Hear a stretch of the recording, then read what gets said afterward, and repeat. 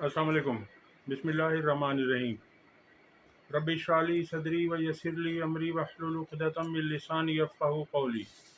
4-5 खबरें आपके सामने शेयर करेंगे, लेकिन इनमें से कौन कौन सी खबरें हैं वो पहले आपके सामने मैं रख दूं। बरतानवी अदालत ने नवाज शरीफ के बेटे हसन नवाज को दिवालिया करार दे दिया। इमरान खान की हिदायत पर इमरान खान के 3 तर्जुमान मुकर्रर। पंजाब में सास और नंद ने बहू और भाभी का कत्ल किया और उसके मुतालिक आपके सामने तफसीलात रखेंगे। मकामी किसान बेहाल और पाकिस्तान अमरीकी कपास का सबसे बड़ा खरीदार बन गया। पंजाब हुकूमत ने किसानों पर ज़री टैक्स नाफिज करने का कानून मंजूर करवा लिया। इन टॉपिक्स पर बात करेंगे और सबसे पहले आपके सामने हम रखेंगे पंजाब हुकूमत ने किसानों पर ज़री टैक्स नाफिज करके उनकी कमर मज़ीद तोड़ दी है। तफसीलात से पहले आपसे अर्ज़ है, आपसे रिक्वेस्ट है कि चैनल को सब्सक्राइब करें और वीडियो को लाइक करें। जब से पंजाब में और विफाक में नून लीग की हुकूमत आई है तो पंजाब हुकूमत की वज़ीर आला जो हैं उन्होंने जिस काम में हाथ डाला है, माशाल्लाह से ऐसी खुश नसीब हैं वो कि उस काम को तबाह व बर्बाद करके रख दिया उन्होंने। जब उन्होंने पुलिस की वर्दी पहनी तो पुलिस का क्या हाल हुआ, बुरा हाल कर दिया गया। पुलिस को थानों के अंदर उनकी छितरौल की गई, पुलिस का मोरल डाउन हुआ, पुलिस ने चादर चार दीवारी के तकद्दुस को मज़ीद पामाल किया। फिर उसके बाद उन्होंने जब से डॉक्टर्स का लिबास पहना तो उन्होंने हस्पतालों को तबाह कर दिया, अद्वियात नायाब हो गईं, मराकज़ सेहत को लीज पर दे दिया गया। इसी तरह से अब उन्होंने ट्रैक्टर पर बैठकर जो किसानों से इजहार हमदर्दी की है तो किसानों को तबाह करके रख दिया है। जो पहले से ही बदहाल थे, बेहाल थे, उनको मज़ीद बेहाल कर दिया गया है। और कैप्टन सफदर के घर गई तो वहाँ उसका क्या हाल है बेचारे का कि वो दर बदर फिर रहा है। अब पंजाब हुकूमत ने किसानों पर जो ज़री टैक्स नाफिज करने का कानून मंजूर किया है उसमें क्या चीज़ है, आप देखें कि उनकी पिछले साल की गंदम की फसल लेने को कोई तैयार नहीं था और 3900 रुपये फ़ी मन कीमत मुकर्रर की गई, मगर उनकी गंदम 2500 से 2800 रुपये में उन्हें मजबूरन फ़रोख्त करनी पड़ी क्योंकि उन्हें पैसे अदा करने होते हैं। कुछ चीज़ें खाद है या स्प्रे है तो वो काफ़ी सारे किसान ऐसे हैं जो बेचारे उधार पर ये काम करते हैं। अब उन पर मज़ीद क्या किया गया है वो आपके सामने रखते हैं कि पंजाब में 1 जनवरी से किसानों पर ज़री टैक्स आयद करने का फैसला कर लिया गया है। इस नए टैक्स कानून के तहत माल मवेशी की खरीदो फरोख्त यानी लाइव स्टॉक पर भी टैक्स नाफिज किया गया है। यानी अब आपने कोई अगर भेड़, बकरी, भैंस, गाय पाली है तो उस पर भी आपको टैक्स देना पड़ेगा। आपने उन्हें पाला है या आपने उन्हें बेचा है या आपने ख़रीदना है तो आप टैक्स दें। मुस्लिम लीग नून ने पंजाब असम्बली में ये बिल मंजूर कर लिया, जबकि तहरीक इंसाफ ने इस बिल की शदीद तरीन मुखालफत की। पंजाब हुकूमत ने किसानों पर ज़री टैक्स की शरह का भी ऐलान किया। अहमद भट्टी ने ऐवान में तफसीलात बताते हुए कहा कि 6 से 12 लाख रुपए सालाना आमदन पर, यानी जिस किसान की 6 लाख से 12 लाख रुपए साल में आमदन होगी उसे 15% टैक्स अदा करना होगा। 12 से 16 लाख रुपए आमदन वालों पर 90,000 रुपए फिक्स टैक्स के साथ 20% इजाफी टैक्स आयद किया जाएगा। इसी तरह 32 लाख रुपए तक आमदन पर 6.5 लाख रुपए टैक्स होगा। 32 से 56 लाख रुपए की आमदन पर 16 लाख रुपए और 56 लाख से जायद आमदन वालों पर 16 लाख रुपए के साथ 45% टैक्स आयद होगा। किसानों पर यह नया टैक्स कानून किसानों के लिए एक बड़ा बोझ साबित हो सकता है, जिस पर ज़री हल्के और किसान तंजीमें भी एहतजाज कर रही हैं।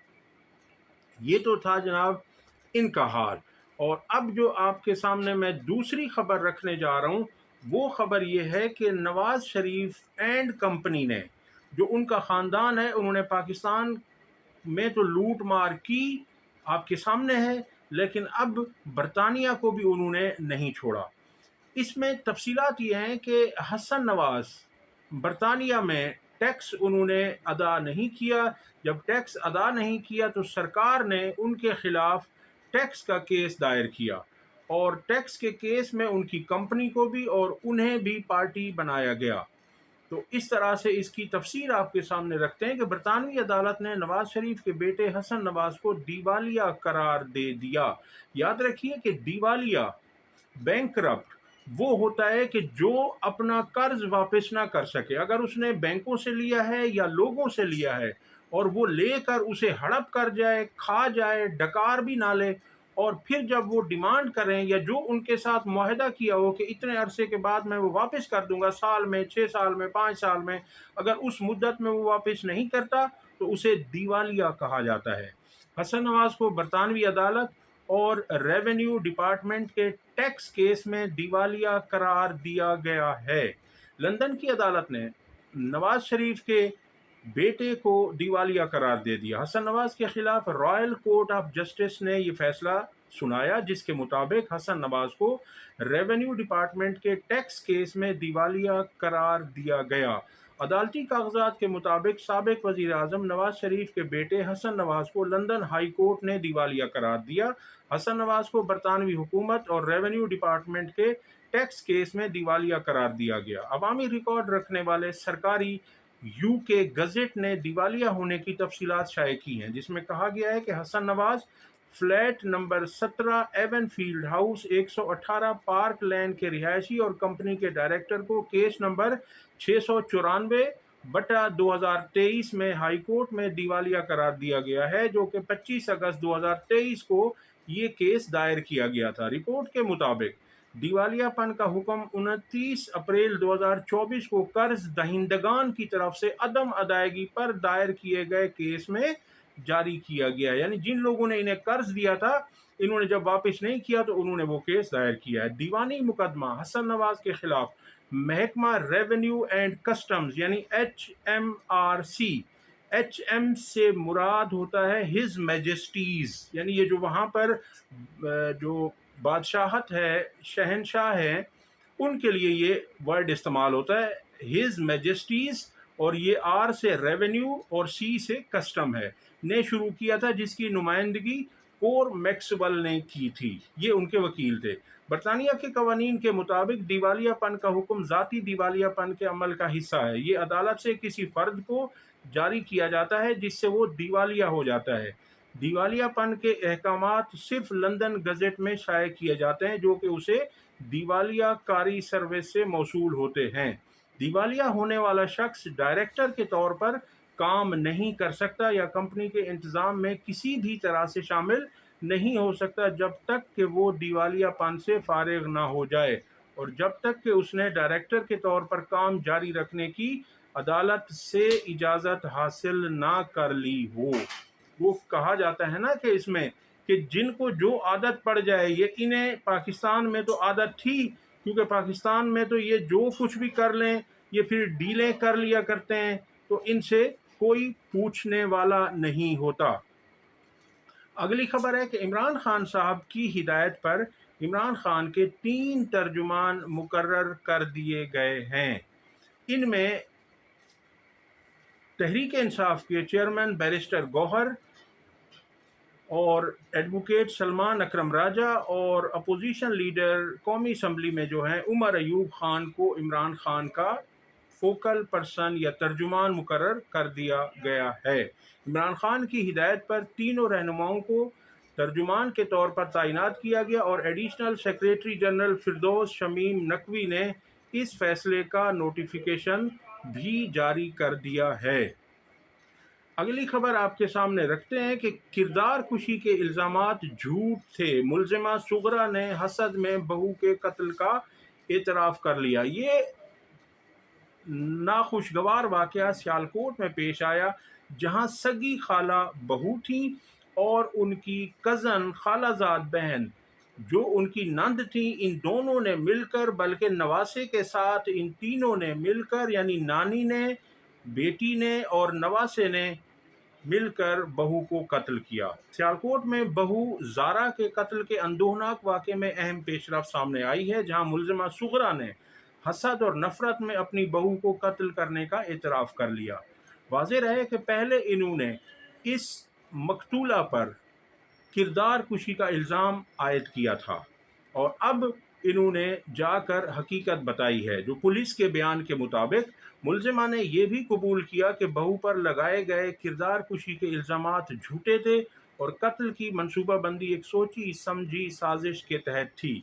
قتل کی تحقیقات میں انکشاف ہوا ہے کہ صغرا نے اپنی بیٹی یاسمین اور نواسے قاسم کے ساتھ مل کر بہو زارا کو قتل کیا۔ ملزمہ کے اعتراف کے مطابق اس کے حسد اور نفرت نے اسے اس حد تک پہنچا دیا کہ اس نے زارا کے کردار پر جھوٹے الزامات لگائے اور طلاق دلوانے کی کوشش کی اور ناکامی پر قتل کا منصوبہ بنایا۔ 1.5 ماہ قبل جب زارا پاکستان واپس آئی تو ملزمان نے پہلے اس کا قتل کیا اور پھر لاش کے ٹکڑے کر کے شناخت چھپانے کے لیے چہرے کو آگ لگا دی۔ لاش کے ٹکڑے 5 بوریوں میں ڈال کر نالے میں پھینک دیے گئے۔ پولیس کے مطابق قتل کی منصوبہ بندی میں لاہور کے رہائشی نوید کو بھی شامل کیا گیا، جسے اٹلی بھجوانے کا لالچ دے کر سازش میں شریک کیا گیا۔ پولیس نے قتل کیس کے 4 ملزمان کو گرفتار کر لیا، جبکہ 2 مزید افراد زیر حراست ہیں۔ مرکزی ملزم نوید کو ڈیوٹی مجسٹریٹ کے سامنے پیش کیا گیا، جہاں اسے 1 روزہ جسمانی ریمانڈ پر پولیس کے حوالے کر دیا گیا۔ کیس میں ملوث دیگر ملزمان صغرا، یاسمین اور عبداللہ کو بھی عدالت میں پیش کیا گیا۔ زارا گجرانوالہ کے پولیس ASI شبیر احمد کی بیٹی تھی، جس کی شادی 4 سال قبل اپنے خالہ زاد قدیر سے ہوئی تھی۔ شادی کے بعد قدیر نے سعودی عرب میں مقیم ہوتے ہوئے اپنی بیوی کے اکاؤنٹ میں پیسے بھجوانا شروع کیے، جس کے بعد ساس اور بہو کے تعلقات کشیدہ ہو گئے۔ ملزمہ صغرا نے اعتراف کیا کہ اس کی ذاتی نفرت اور حسد کی وجہ سے نہ صرف زارا کی جان گئی بلکہ اس کی بیٹی اور نواسہ بھی مصیبت میں پھنس گئے۔ پولیس نے کیس میں مزید دفعات شامل کر کے تحقیقات جاری رکھنے کا اعلان کیا ہے، جبکہ متاثرہ خاندان انصاف کا منتظر ہے۔ یہ حالات ہیں جی، آپ دیکھ لیجئے کہ کس طرح سے خون جو ہے وہ سفید ہو چکا ہے۔ اگلی خبر ہے کہ عمران خان کا فوجی ٹرائل اور انسانی حقوق کی خلاف ورزیاں، برطانوی وزیر خارجہ کا جوابی خط۔ برطانوی وزیر خارجہ ڈیوڈ لیمی نے رکن پارلیمنٹ کم لیڈ بیٹر کو لکھے گئے خط میں پاکستان میں سابق وزیر اعظم عمران خان کی گرفتاری، عدالتی عمل اور انسانی حقوق کی صورتحال پر تفصیلی تبصرہ کیا۔ یہ خط 16 اکتوبر کو کم لیڈ بیٹر کے سوالات کے جواب میں تحریر کیا گیا، جس میں عمران خان کی گرفتاری اور پاکستان کی سیاسی صورتحال پر وضاحت طلب کی گئی۔ ڈیوڈ لیمی نے اپنے خط میں واضح کیا کہ پاکستان کا عدالتی نظام اس کا داخلی معاملہ ہے، لیکن برطانوی حکومت نے پاکستانی حکام کو یاد دلایا ہے کہ انہیں اپنے بین الاقوامی معاہدوں کے تحت بنیادی انسانی حقوق کا احترام کرنا ہوگا۔ انہوں نے کہا کہ ہم نے زور دیا ہے کہ پاکستانی حکام کو شفاف عدالتی عمل، منصفانہ ٹرائل اور انسانی وقار کی حفاظت کے اصولوں پر عمل کرنا چاہیے، اور یہ بات عمران خان سمیت تمام شہریوں پر یکساں لاگو ہوتی ہے۔ اگلی خبر آپ کے سامنے رکھتے ہیں کہ مقامی کسانوں کو بے حال کر دیا گیا ہے اور پاکستان امریکہ سے کپاس برآمد کرنے کا سب سے بڑا خریدار بن گیا۔ پاکستان نے پہلی بار امریکی کپاس کی خریداری میں سبقت حاصل کی ہے، جس کی وجہ ملک میں مقامی فصل کو توقع سے کم پیداوار اور خراب موسم کے باعث معیار کا متاثر ہونا بتایا گیا ہے، کیونکہ حکومت پاکستان کی جو پالیسیاں ہیں وہ ایسی گھٹیا پالیسیاں ہیں کہ کسان اب اکتا چکے ہیں، کیونکہ انہیں ان کی محنت کا صحیح معاوضہ نہیں ملتا، انہیں ان کی محنت کا صلہ نہیں ملتا، اور ریٹ ان کو وہ نہیں ملتے، جبکہ کھادیں، اسپرے، یہ سب کچھ جو ہے نا بہت زیادہ مہنگا ہو گیا ہے، ڈیزل مہنگا ہو گیا، آپ کے سامنے ہے، لیکن ریٹ انہیں وہ نہیں دیا جاتا۔ انہیں منڈی تک پہنچانے کے لیے اپنی فصلوں کو بھی کافی تگودو کرنی پڑتی ہے۔ امریکی محکمہ زراعت کی ایک رپورٹ کے مطابق رواں سال پاکستان میں مجموعی طور پر 11,92,000 بیلز درآمد کی ہیں، اور واضح رہے کہ ایک بیل کا وزن 160 کلو گرام ہوتا ہے۔ جو دنیا میں کسی بھی ملک کی سب سے زیادہ مقدار ہے۔ ڈان نیوز کے مطابق اس فہرست میں پاکستان کے بعد ویتنام دوسرے نمبر پر ہے، جس نے 9,60,000 بیلز درآمد کی ہیں، جبکہ ترکیہ 6,70,000 بیلز کے ساتھ تیسرے اور سوئٹزرلینڈ 6,50,000 بیلز کے ساتھ چوتھے نمبر پر ہیں۔ میکسیکو، چین اور بھارت بالترتیب 5ویں، 6ٹھے اور 7ویں نمبر پر ہیں۔ پاکستانی ٹیکسٹائل انڈسٹری کو اپنی ضروریات پوری کرنے کے لیے اس سال تقریباً 55 لاکھ بیلز کپاس درآمد کرنے کا امکان ہے۔ اطلاعات کے مطابق پاکستان نے امریکہ، برازیل اور دیگر ممالک سے 30 سے 35 لاکھ بیلز خریدنے کے معاہدے کیے ہیں۔ یہ حال ہے جی ہماری زراعت کا۔ ہم ہیں تو زرعی ملک، لیکن جو حکومتی پالیسیاں ہوتی ہیں وہ بعض اوقات جان لیوا ہوتی ہیں، وہ مہلک ہوتی ہیں، جس سے کسانوں کو ذرا بھی فائدہ نہیں ہوتا۔ تو پھر اس سے بہتر ہے کہ وہ یہ سمجھتے ہیں کہ پیسہ بھی لگایا جائے اور پھر نقصان ہو جائے، تو اس سے اچھا ہے کہ نہ اگائی جائے۔ اب تک کے لیے اتنا ہی۔ ویڈیو پسند آئی ہو تو لائک اور شیئر کریں، چینل کو سبسکرائب کریں۔ اللہ حافظ۔